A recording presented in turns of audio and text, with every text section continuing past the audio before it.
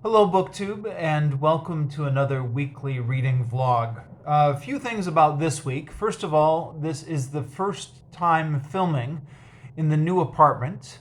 I actually have shelves in this new apartment, and instead of stacking up a pile of books and putting the phone on top of the pile of books, as I've been doing for years now, I actually have the phone, excuse me, phone resting on the shelf. I also have a bit of a dry throat this week, so I may be sipping water from time to time.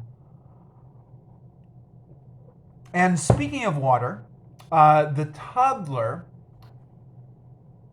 knocked over a basin of water on the kitchen table where my phone was sitting earlier this week.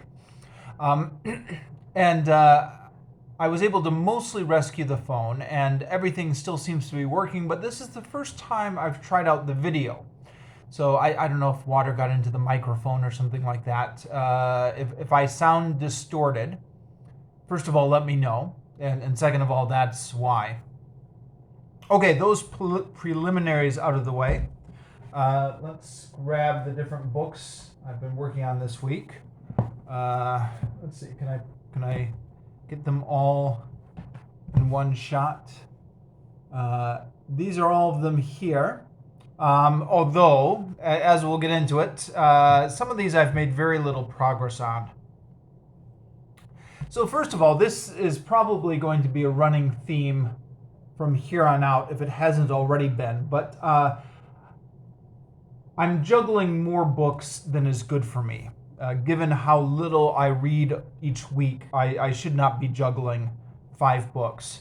I was doing 4, and then I decided to add the Bible to it, which I knew was pushing things. But at the same time, I didn't want to delay doing this as a reading project because I thought, well, if you wait around to the perfect time, it's always going to be on the back burner, and for various reasons, as I outlined in the started video, I wanted to prioritize this as one of the reading projects.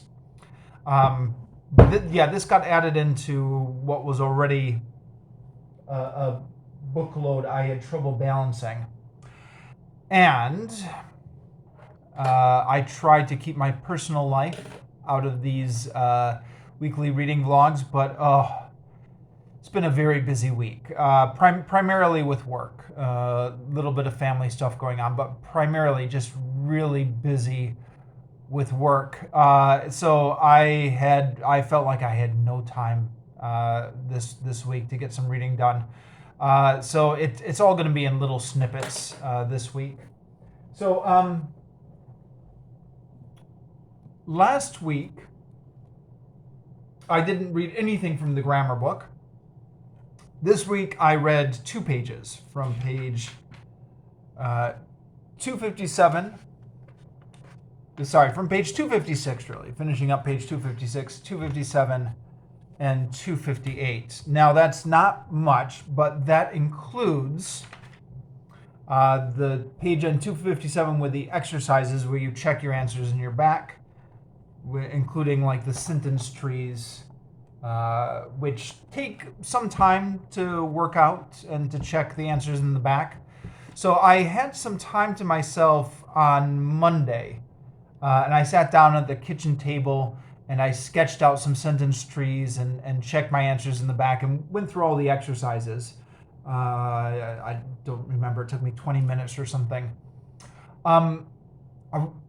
Unfortunately, I've lost the notebook in which I was doing it in.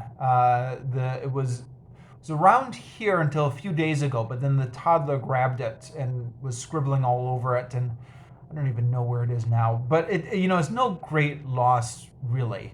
I just like to show the sentence trees to prove that I actually did do them. But those sentence trees get pretty messy because occasionally I cross stuff out and then try and redo it. And it doesn't look very neat at the end, but I did complete the sentence tree diagrams for the chapter on WH questions. And then the next chapter is chapter 14, other structures that look like questions. So that's what I'll be moving on to next. This is dangerous to say, but I have it in mind as one of my New Year's resolutions to, one, get more reading done. So instead of saying, I read 2 pages this week out of this book, try and, of the books I've got going on my reading list, try and get maybe 2 pages a day done as a minimum, rather than 2 pages a week. We'll see how that goes, but that's one of my goals. I mentioned earlier I was very busy, and I am very busy, but I do waste time. I mean, I waste a lot of time on Twitter and Facebook and all the usual social media stuff. So trying to think maybe if I can reclaim some of that time and put it towards reading. The other thing I would like to do as a New Year's resolution is prioritize more professional development reading. So at some point, I'd like to get in a groove where I'm reading a chapter of this a day, maybe. And that, I don't know. We'll see how that goes. But that's something I'd like to try to do. It might have to wait until I get back into the physical school building instead of teaching online. Because I have this idea that when I go back face-to-face teaching, I'll be able to get more reading done in my lunch break as opposed to at home where I've got the toddler running around and stuff. Sorry, this new camera angle I'm using, it's making me look a bit like a disembodied head, isn't it? I may have to, I don't know. It works, huh? It works. There's no point worrying too much about this stuff. I don't know. I might have to figure out a different camera angle for future videos. And then another thing, the other book where I just got 2 pages done was this one. So I finished up actually the Patchwork Girl of Oz last week and reviewed it last week. I think I published my review a day early. I think Dane and I had agreed to publish our reviews every 2 weeks on the Monday. But I wasn't sure I would have internet access on Monday because we were moving apartments. So I think I just published it early. Now that I'm done with the Patchwork Girl of Oz, next one in this series is Little Wizard Stories of Oz, which isn't a proper full-length Oz book. It's apparently a little novella that L. Frank Baum published to just juice up interest in the series before publishing the next major book. So it's only, in this edition, it's only like 25 pages long, and it's a series of short stories. But in the interest of being thorough, I want to work through this one as well and give it the full review treatment and everything, just like I'm doing with all the other books in this collection. So I am going to read it this week and then, I don't know, publish the review on Monday, I guess, to keep with the schedule. I've just gotten 1 page into the first story, so just sort of dip my toes into it. Okay, the next one is Herodotus, and I've been trying more to immerse myself in Herodotus because I feel like what I had been doing is just reading a few pages a week, and I felt like that hadn't been the real experience. Sorry, hold it over here. This week I got 16 pages read, primarily in a couple longer stretches of reading. Longer meaning, I don't know, 30 minutes or something. I'm a slow reader. And it's also a slow book. I mean, in those 16 pages, I was flipping back to the index numerous times. I was checking the maps numerous times. It's a type of book where you're always pausing to check things in the index or on the maps in the back. But I don't want to make it sound like it's onerous, because it can be very interesting. And it's not particularly difficult. Like the prose is straightforward and everything. It just requires some checking on the maps to figure out what's going on. So I was reading the part this week where the Ionian revolt has finally been put down completely. And now the Persians are getting ready to invade Greece. But the first time they try and get over there, they're caught off guard by some of the winds that come through that they weren't expecting on the Aegean Sea. And they lose all their ships. So their first try to get over to Greece was a bit of a disaster. And then it was talking about Sparta, and it was then going through this digression about the Spartan system of kings. So I guess the Spartans had two kings, in addition to a council of elders and various other parts of their government. They had two different kings, and it was talking about how that system originated and what the lineages of those two kings were. And it's another one of Herodotus's famous tangents. He's always going on tangents, but yeah, it was interesting. Glad I was enjoying it when I was reading it. Okay, The Lord of the Rings, Two Towers. This is kind of interesting, maybe it's just interesting to me, but I was on Facebook, wasting time, and a friend of mine was posting about how he had been reading through Lord of the Rings with his 8-year-old son, and just finished off the Two Towers. And then in the comments were a ton of people, many of whom I knew, mutual friends with the both of us, who said, "Oh, no kidding, what a coincidence. I'm actually reading the Lord of the Rings series right now." Some of them were just reading it themselves. Some of it had been reading with their children. Some of it were rereading it. Some of it were reading it for the first time. But point being, it turns out a number of people I know are actually reading through this series right now at the same time as me. I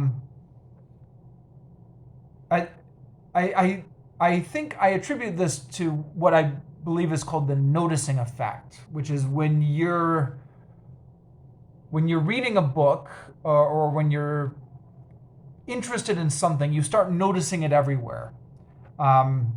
So I imagine at any given time there are many people who are reading this book because it's a very well-loved book that's well-read. You know, it's not like one of those classics that people talk about but never read. People actually read this book. But it was just weird to see all these people I knew on Facebook who were reading this series right now. A number of them are either on the Two Towers, just like me, or had just finished up the Two Towers. It's also got me thinking about how an 8-year-old would process this. Now, I actually don't have an 8-year-old in my house at the moment. I've got a toddler. But there are some of these descriptions of landscapes, or some of the descriptions of the ints, those, if you've seen the movies, and everyone's seen the movies, right? You know about those big tree creatures. Some of those descriptions I have a hard time visualizing. And it's making me think, well, geez, if 8-year-olds are reading this and enjoying this, maybe I've lost some cognitive capacity over the years, or maybe I just need to read more, get off of Facebook less and read more to regain the ability to visualize this stuff. The other thing I wonder is perhaps the act of reading it aloud forces more concentration on the prose, which might make it easier to visualize. So if you're reading it to your 8-year-old son, maybe that helps. Although, as I mentioned previously on this channel, I had a bad experience doing this series as an audiobook 20 years ago. But audiobooks are different because it's is not quite as easy to stop and go back. If your dad is reading it to you, you can say, wait, Dad, what was that part again? Something like that. Anyways, the part of this book I read this week was the battle scene of Helm's Deep, which you remember was the climax of the movie. And then I'm on the part where they're going now to Sauron's hideout, or his fortress at Isengard. And again, you'll remember from the movie that the Ints destroyed it. It looks like in the book, and I'm not completely done with that section yet, but it looks like what happens in the books is that the Ints destroyed it off screen. And then our heroes arrive seeing it already destroyed, and then get to hear what happened. But I'm not to the part where they encounter Saruman yet. So we'll still have to go through that. Both of those scenes you remember in the movie happened right at the end of the movie. Here in the book you can see it's just about the halfway point.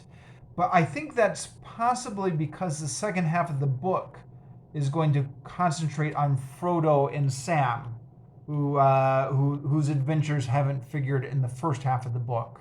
So perhaps that's how it's splitting up the narrative. That's what it looks like it's going to do.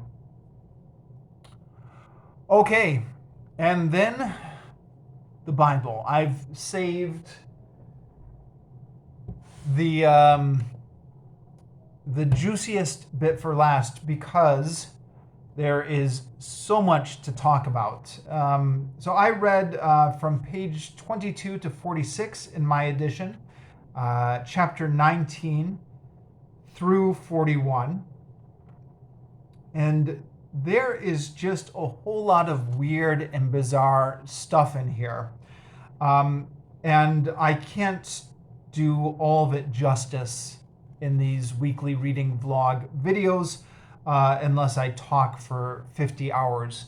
I mean, you know how the Bible is. People will preach sermons, whole sermons on just one chapter. So to summarize 22 chapters, I'm going to have to pick and choose a little bit. But some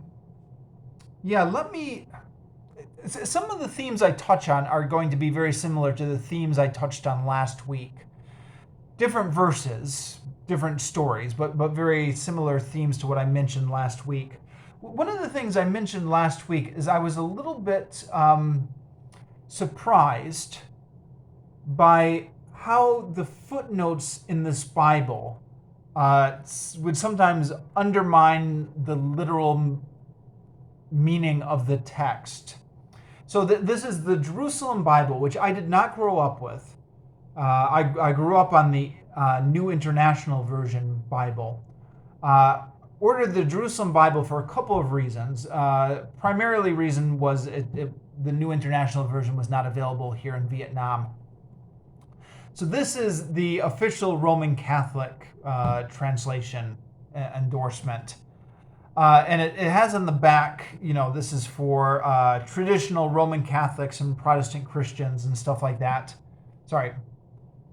Traditional Roman Catholics and, what does it say?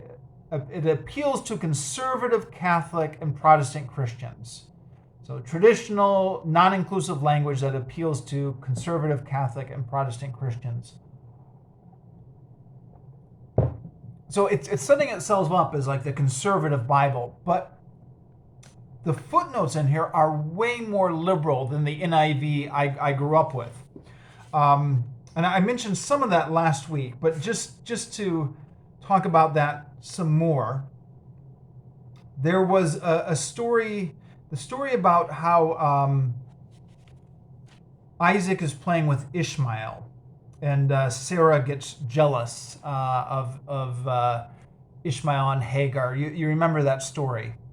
So they say in the footnotes here, they say, according to the previous chapters, Ishmael should have been over 15 years old by now. I think this is going by the ages of Abraham and Sarah, which were mentioned in previous chapters. So they say different sources have been conflated. In other words, there's a continuity error here in the Bible. Whoever was putting together the book of Genesis was pulling from various different sources, conflating those sources, and that's where we end up with the age difference. Ishmael should be over 15 by this point, but yet he's portrayed as being a playmate of baby Isaac. And then there's another point where that comes up, and that's Joseph in the well. You remember this story, right? Joseph goes out with his brothers. Actually, quick digression. While I'm talking about this is one of those interesting things I noticed here. Everybody remembers the story of Joseph and his coat of many colors, right? But I'm reading through this, and it says he had a coat with long sleeves made for him. So it talks about Joseph in the coat with long sleeves. And I thought, no, that's not right. It's a coat with many colors. So what I do occasionally when I'm reading this is I go online and I look at the NIV translation. I try to minimize that because I'm trying to make my reading time my time away from online. But sometimes you just have to check stuff. With this and with the Herodotus book as well. And in the NIV Bible, it also doesn't say a coat of many colors. It says an ornate coat. And then there's a footnote, and it says this Hebrew word could be translated many different ways. So not a coat of many colors, but an ornate coat. But anyways, Joseph everyone remembers this story from Sunday school, right? Joseph is going out to visit his brothers. They throw him in the well, and then he gets sold to slave traders who are passing by. But they point out here, it will be noticed that two different versions of the story are combined in this chapter. In one, Joseph's brothers are for killing him, but Reuben, hoping to rescue him later, persuades them to abandon him in a well instead, and Midianite traders extricate him and take him to Egypt. So that's one version of the story. According to the second, Joseph's brothers are for killing him, but Judah suggests selling him to a party of Ishmaelites on their way to Egypt. And sure enough, those footnotes help call attention to this. But it is very odd, the style here, because it does keep jumping back and forth. I mean, the continuity is all over the place. So first, Reuben says, okay, don't kill Joseph, put him in the well. So they put him in the well. Reuben's going to get them out later. Then Judah says to his brothers, we shouldn't kill him. Let's sell him so that we can at least get some money out of this, but we don't need to kill him. But Reuben already persuaded them not to kill Joseph. So that's pretty redundant. And then it says, now some Midianite merchants were passing. And you're like, well, wait a minute. It was just Ishmaelites, the verse before. But then it says, now some Midianite merchants were passing, and they drew Joseph out of the well. They sold Joseph to the Ishmaelites for 20 silver pieces. Now, who is the they there? Is that the Midianites, or I don't know? So there's the Midianites and the Ishmaelites. But then, near the end of the chapter, it says, meanwhile, the Midianites had sold him in Egypt to Potiphar. And you're like, well, wait a second. It just said that the Midianites had sold him to the Ishmaelites. But then in chapter 39, where is it? Somewhere over here, when Joseph was in jail. Sorry. I think Joseph, when he's in jail, is referring to how he was sold into Egypt by the Ishmaelites, unless I'm remembering that wrong. So it just keeps going back and forth in a way that it makes it a little bit hard to get into the story. And, you know, I mean, certainly there's an element of me that finds it interesting, these different contradictions and the evidence that this narrative was composed from different sources. But there's also an element which finds it a little bit jarring to read when I'm trying to read this as literature. Okay. Sorry, I'm going in several different directions with this at once. I guess the point being, it's interesting that the footnotes are actually pointing this out, saying, okay, you know, notice this is a contradiction. They're taking two sources and putting them together, and there's all these contradictions in there. And I'm reading that, and I'm thinking, well, Bible, you're not supposed to point out where the contradictions are. You know, that's supposed to be Christopher Hitchens and Richard Dawkins are supposed to be pointing this stuff out. You know, I double checked with the online, because I did not remember this information being in the footnotes of the NIV, which I grew up with. Double checking the version online, and I don't know if the version that's on the Bible Gateway has the same footnotes as the print version, the NIV, or I don't even know if all versions of the NIV have standardized footnotes or if it varies from printing to printing. But certainly the online version of the NIV that does not have those footnotes. And then there are other things where it says, you know, this is obviously some sort of folk etymology to explain how this name came about or how this natural... Yeah, for example, when Lot's wife, you remember when Lot's wife got turned into a pillar of salt? It says, yeah, the fate of Lot's wife is a popular explanation of some landmark. So it's we'll often say that, okay, this is, you know, just a folk etymology, or this is some sort of explanation of where this landmark is. It's pointing this stuff out all the time, so it's interesting to have these footnotes. Now, I have been reading ahead a little bit and flipping to some of the problematic parts of the New Testament to see what the footnotes say there, just out of curiosity.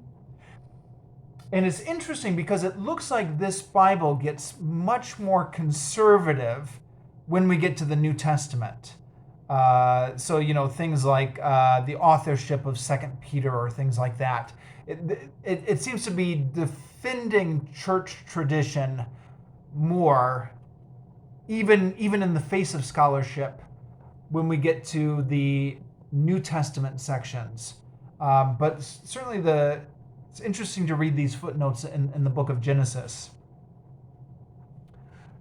Okay, so other things to talk about. Well, speaking of different sources and things being repeated, one of the stories that gets repeated is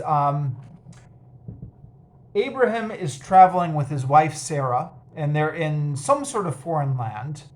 And Abraham becomes worried because Sarah is so beautiful that he says, okay, these people are just going to kill me, and they're going to take you as the beautiful woman to be their wife.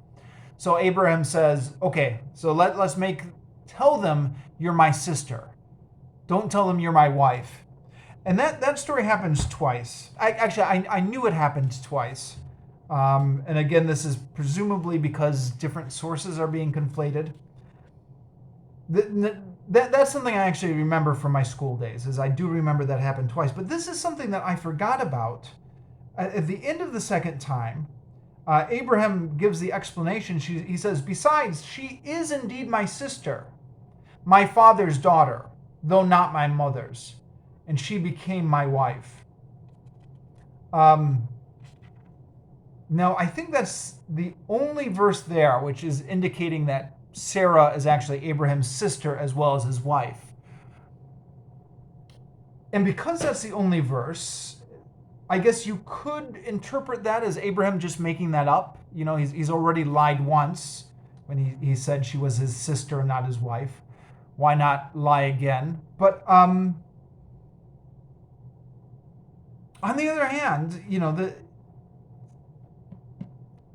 there's nothing in the text to indicate that that's a lie. I guess Sarah was Abraham's half sister. You know, it's obvious that in these old tribal ancient societies, there was a lot of marriage within the family going around. But marriage to a half sister, she seems to be pushing it. And yeah, sorry, what? Oh, yes. The other odd thing about this story is this takes place after it's already established that Sarah is old and barren. So you again, you remember this story from Sunday school, I'm sure. The angel shows up and she says, "You are going to have a son. God is going to give you a son." And Sarah just laughs and she says, "Is God going to give me a son now when I'm in my 70s? Come on." And so after it's already established that Abraham and Sarah are really old, it seems a little bit silly that Abraham is worried that other people are going to want to take Sarah as his wife. And again, there's no footnote on this particular spot, but you based on the other footnotes, you just assume maybe this is sources being conflated again. And then Isaac and Rebekah, the same story happens. Where they're traveling and Isaac says to Rebekah, "Okay, pretend you're my sister instead of my wife." Yeah, in each of those 3 times, they try this charade and they get found out somehow because the king who wants to take the wife gets some sort of warning that God's not going to be happy about it. And then the king says, why did you lie to me? Why didn't you just say she was my wife? Why did you try and pretend she was my sister? That same story plays out 3 times. Okay, other things to talk about. The Ishmael story I always found was interesting as a kid. I always thought Ishmael got the raw end of the stick, and Sarah comes off really badly with her jealousy of Hagar and Ishmael.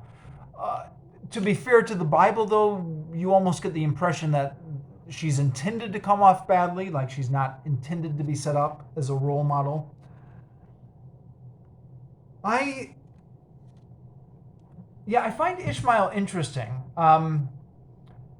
I remember my Bible teacher saying back in school that, you know, because the Bible says that Ishmael will also be the father of a great nation. I remember my Bible teacher saying, so Ishmael became the father of the Arabs. And I believe actually in the Quran, that's the story that is used there, right? I've not actually read the Quran. I just know about it secondhand. That in the Quran, Ishmael is supposed to be the father of the Arabs. In the actual Bible itself, though, certainly in the Genesis story, certainly so far, I'm not seeing any evidence that Ishmael becomes the father of the Arabs. So I'm wondering where that comes from. Maybe it's only from the Quran. I got the impression from what my Bible teacher said back in middle school that there was some sort of Christian basis for that tradition as well. And yeah. Then the story of Esau and Jacob. So yeah, again, there's a lot of interesting stuff going on in here. Right from the beginning of the story, it's emphasized repeatedly that Esau is going to be the ancestor of the Edomites and Jacob is going to be the ancestor of the Israelites. And so this whole conflict between them is setting up the conflict between Israel and Edom. it's interesting to me that Jacob is the real jerk within the story. Esau is dim-witted, but he's the victim of the plotting. So it's interesting that the Israelites would create this own story. This was the story that they created to explain the antagonism between the two people. There's a blessing here. You remember that Jacob tricks Isaac into giving him the blessing that was intended for Esau. So then Esau gives a different blessing Isaac gives a different blessing to Esau. I'm getting my words mixed up. And this is the blessing that Isaac gives to Esau. He says, "Far from the richness of the earth shall be your dwelling place. Far from the dew that falls from heaven, you shall live by your sword, and you shall serve your brother." Now, I think, if memory serves, through much of the Old Testament historical narrative, like 1st and 2nd Kings, Edom is a vassal state of Israel or of Judah. So, you shall serve your brother is where that comes from. But then it says, "But when you win your freedom, you shall break his yoke from your neck." And then there's another interesting little footnote here. And it says, this sentence is not part of the verse, because it's set up here as if it's in verse, like some sort of poem or rhyme or song. But then that last part is just put as part of the normal text because it's not part of the verse, whatever that means. I guess not part of the rhyme or something. So it says it's not part of the verse and may have been added after the Edomites had regained their freedom.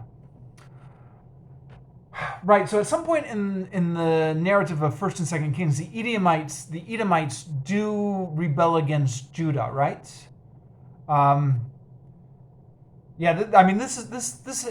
This is why I'm rereading the Bible, because I need a refresher on these stories. But yeah, I just find that whole historical aspect of it fascinating. Even though I believe that the stories of Jacob and Esau are just legends or fables or mythology, it's interesting to see the historical context from when they were created written back into that. And apparently the editors of this Bible are acknowledging that these are largely legends. I don't know.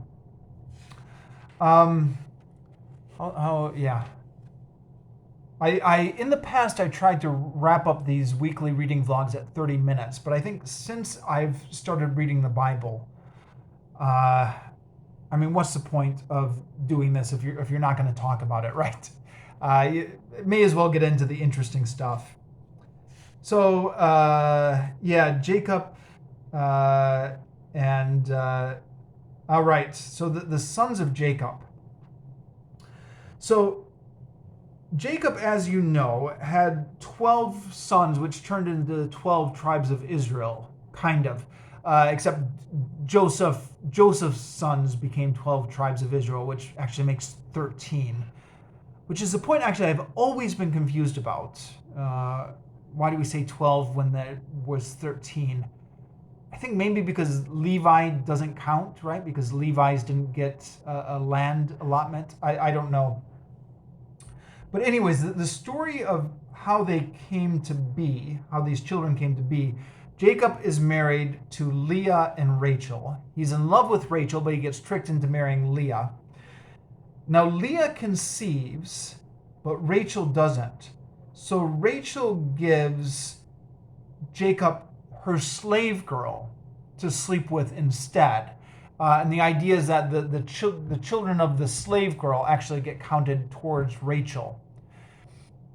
Now, this is another story I remember talking about in Sunday school. Well, not Sunday school, actually, in Bible class in my Christian school. And we were confused about this because we said, but they're not Rachel's children. They're the slave girl's children. And the Bible teacher was like, well, back in those cultures, the property of the slave was considered the property of the mistress. So trying to explain to the culture to us, which seems so totally alien. We couldn't understand why the children of the slave girl got counted as the children of Rachel. And then Leah gets in on the slave girl action as well and gives Jacob her slave girl to sleep with. And they're both competing to see who can produce the most sons using their slave girls as well. Now, there is precedence for this because the same deal was going on with Hagar and Ishmael. When Sarah couldn't conceive, Sarah gave her slave girl Hagar to Abraham. So it's not the first time it's popped up in the Bible or in Genesis. But yeah, I remember that was a part that we had a hard time getting our heads around. I mention this because this Margaret Atwood in A Handmaid's Tale takes inspiration from this passage. And that's if you've read The Handmaid's Tale, you know that the whole system is based on that idea of Jacob sleeping with his wife's slave girls, and that's the dystopia that Margaret Atwood creates in her The Handmaid's Tale book, which I read that book recently, just a couple years ago, and that was one of those light bulb moments reading that book when I thought, because Margaret Atwood points out, when we were in Bible class, or at least I was just so hung up on the idea of the DNA of it, the genetics of it, that we didn't think about what a dehumanizing thing this was for the slave girls to just be, here, sleep with my husband and produce offspring. And, the slave girl has no choice in it. Although, like everything else in the Genesis narrative, the narrative details are not there. So you could interpret this any number of ways. One gets the sense maybe that Hagar was happy to produce a son by Abraham, that when she finally had a son, with Abraham, she didn't feel abused. She felt like that had raised her status. It doesn't say at all how the slave girls felt about this arrangement. Now, of course, Margaret Atwood, that's her whole point. The whole point is that it doesn't say at all how the slave girls felt about this. Arguably because they're being dehumanized. Although, again, to be fair to the Bible, throughout the whole text of Genesis, it really doesn't say how anybody feels about anything. It feels like there's a lot of details missing. Speaking of details missing, there's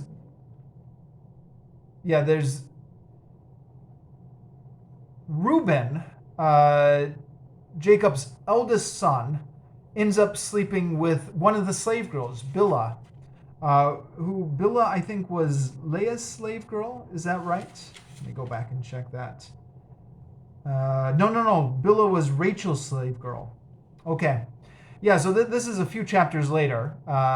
Genesis 35 says, Israel left. Israel is the other name of Jacob, of course, and pitched his tent beyond Migdal-eder. While Israel was living in that district, Reuben went and slept with Bilhah, his father's concubine, also Rachel's slave. And Israel learned of it. And then that's just the end of the story. Why did Reuben sleep with Bilhah? Was Bilhah a willing participant? How did Israel learn of it? Did Bilhah tell him? Who told him? Again, very typical of the narrative style here, where you've got to fill in all the details yourself, and there's many different ways which you can interpret that. Now, looking a little bit ahead here, this does come back when Jacob finally dies. He mentions. I'm reading ahead a little bit. I haven't got to this part, but yeah, he said he does curse Reuben on his deathbed, or at least say you withhold his blessing maybe, because he had slept with his father's concubine. And then speaking of sleeping with people you shouldn't be sleeping with, Genesis 38 has a rather bizarre story, the story of Judah and Tamar. Now, this is, it's interesting reading the Bible because there are all these stories that you know backwards and forwards from Sunday school, or at least you think you do. And then you actually read the Bible and you're like, wait a minute, there was no multicolored coat, or wait a minute, there was no apple in the Garden of Eden, or, you know, stuff like that. But stories you're very familiar with. But then there are these weird stories which people are not familiar with because people don't like to talk about them so much. And the story of Judah and Tamar is one of those stories which you would probably not hear in Sunday school. Although I did learn about this in Bible class in my Christian school, but that was different because we were systematically going through the whole Bible as study. So the story is, to summarize it, Judah, it's not clear how old Judah is. In the previous chapter, when they're all with his brothers, you get the impression that they're all young men. But now in the next chapter, he's going off and he's in Canaan, I think. And he gets married and he produces 3 sons. And one of the sons gets married to Tamar. And then the son offended God so greatly that God killed him. Sorry, it says Yahweh in my translation here. It doesn't say why God got offended. And again, this is quite typical of the narrative style to just leave everything out. So then the next son, Onan, has to sleep with his dead brother's wife in order to produce offspring for his brother. Apparently, this was how it worked in the culture at the time. If your brother died without producing offspring, it was your duty to sleep with your dead brother's wife, and then whatever offspring was produced by that coupling would go to your brother's line. But Onan didn't want to do that because, why didn't he want to do it? Because the child would not be his. So every time he did it, it says he spilt his seed on the ground every time he slept with his brother's wife. And this was so offensive to God that God killed him for it. Now, this was a story I remember from my Bible study days, but it's interesting rereading it because you catch different things. I'm reading this and it comes in, his name is Onan, and I'm like, Onan, is that where that comes from? Because when I didn't know when I was much younger that onanism is like a term which refers to masturbation. And I don't know, how common knowledge is this? How many people have heard of the term onanism? I actually didn't figure out what this term was until I was in Japan. Now, sorry, this is a bit of a tangent, but I was hanging out with a group of Japanese friends and also American friends, and we were talking about, for the life of me, I don't remember how we got on this topic, but we were talking about different Japanese words for different sex acts. Sorry. And somebody was asking about masturbation, and they said, oh yeah, it's onani in Japanese. And they assumed that we would recognize that because they assumed that onanism was a common way to refer to it in English. And this is one of those little cross-cultural misunderstandings. Onanism is in the dictionary, but very few people actually use that in modern day English. And we were unfamiliar with it at the time.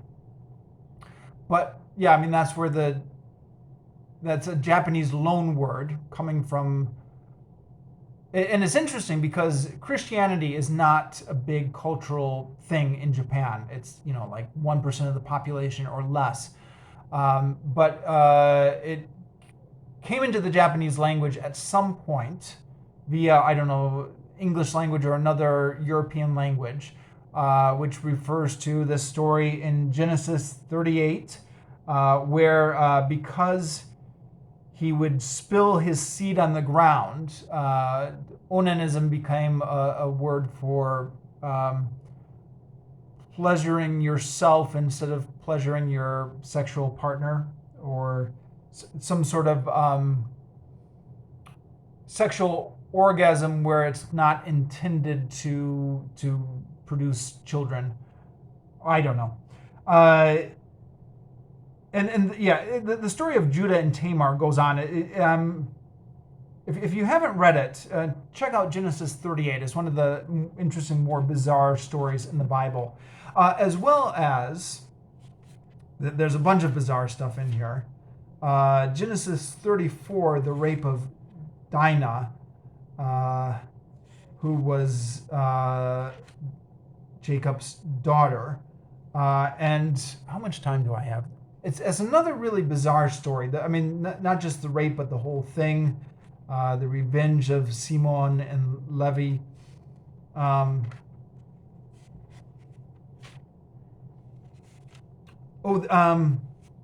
Sorry, talking about the history of Edom. Near the end, where it's wrapping up the story of Jacob and Esau before it moves on to the story of Joseph, it does have a list of Esau's descendants, which I guess would be the chiefs of Edom. And these chronologies, they always, the famous begots of the Bible, so-and-so begot so-and-so, so-and-so begot so-and-so. And they always used to bore me to tears as a kid. Famously so, right? They're famous for being boring. And to a certain extent, even now, there's a tendency for my eyes to glaze over. But at the same time, it is fascinating to consider how much of this chronology of the Edomite kings is actually historical, real historical details that got recorded, and how much of it is legend. And if it is legend, where do these names come from? And it's just for the most part, it's just a list of names. Husham died, and Hadad, son of Bedad, succeeded. He defeated the Midianites in the country of Moab, and his city was called Avith. So, was that a real person? Was this a legend? At one time, was this legend? Was part of this legend lost over the years? Those kind of things are interesting when you're looking at this. I said this last week, but boy, there is a ton more I could talk about here. Jacob wrestling with God, what a bizarre passage that is.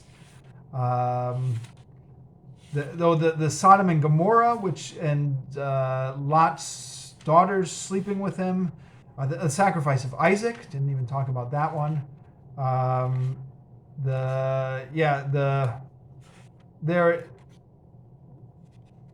There is a lot more. Yeah, and the story of Joseph, which I'm just starting now. I'm just at the point where Joseph is in jail now, in Genesis 40. But I'm beginning to get tired of talking, and I've droned on long enough. And as I said at the beginning of this, there's never going to be time to talk about everything.